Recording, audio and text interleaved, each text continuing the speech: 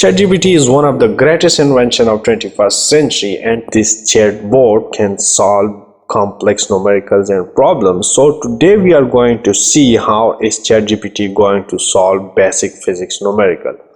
We have solved this numerical in one of our previous video, and today we are going to see how is ChatGPT going to answer this numerical. This is a very basic physics numerical.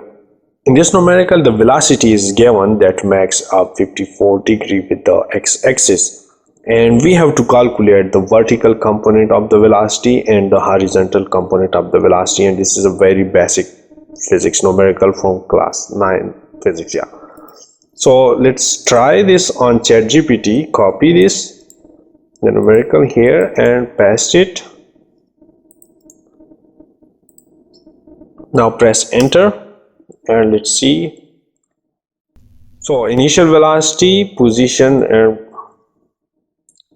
so here is the solution, and they have calculated the x-axis or the horizontal component is equal to 12.3 meter per second, and here is our solution. We have calculated 12.343 meter per second.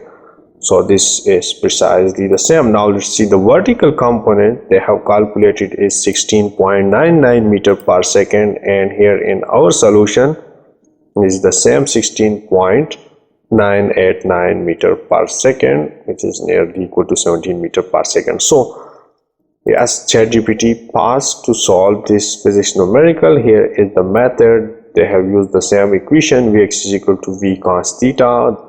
Velocity is 21 meter per second and angle is 54 degrees. Similarly, for the vertical component, they use the v sine theta, and we have used the same method, cos theta for the x component and sine theta for the y component. So ChatGPT can solve basic physics numerical. That's it. Thank you for watching, and do not forget to subscribe easyedu for more videos.